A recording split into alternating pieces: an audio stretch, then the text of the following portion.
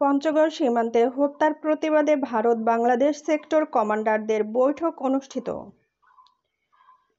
পঞ্চগড় গত ৮ই মার্চ ভারত-বাংলাদেশ সীমান্তে বিএসএফের গুলিতে আল আমিন নামের এক চোরা কারবারি নিহত হয়। সীমান্ত হত্যার প্রতিবাদে ও মরদেহটি দেশে ফিরিয়ে আনতে তেঁতুলিয়া বাংলাবান্ধা জিরো পয়েন্টে পতাকা বৈঠক অনুষ্ঠিত হয়েছে।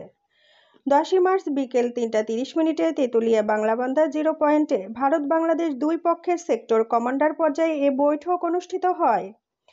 বাংলাদেশ বিজিবির পক্ষ থেকে নেতৃত্ব দেন colonel Golam Rabbani, PSC G sector commander BGB Thakurgaon, এবং ভারতের পক্ষ থেকে নেতৃত্ব দেন Shri P K. Singh, sector commander BSF Siliguri. এ সময় বিএসএফকে সীমান্ত হত্যাকাণ্ডের জন্য কঠোর প্রতিবাদ জানায় বাংলাদেশ বিজিবি।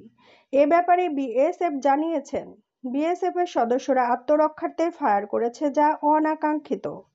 সেই সাথে ভবিষ্যতে এই ধরনের ঘটনা আর ঘটবে না বলে আশ্বস্ত করার পাশাপাশি বাংলাদেশি যুবকের মরদেহটি ভারতীয় আইনি প্রক্রিয়া সম্পন্ন করে দ্রুত মৃতের পরিবারের কাছে হস্তান্তর করা হবে বলে জানান। বিজিবির আহ্বানে সেক্টর কমান্ডার পর্যায়ে একটি সৌজন্য সাক্ষাতের ব্যবস্থা করা হয়েছে এই বাংলাবান্ধায়। বিজিবির পক্ষ থেকে আমি Thakurgaon sector commander colonel Golam Rabbani এবং বিএসএফের পক্ষ থেকে শিলিগুড়ি সেক্টরের sector commander DIG PK. Singh প্রতিনিধি দলের নেতৃত্ব দেন। আজকের বৈঠকের মূল বিষয়বস্তু ছিল সীমান্ত হত্যা। আমরা ওই হত্যাকাণ্ডের তীব্র প্রতিবাদ ও ক্ষোভ প্রকাশ করেছি।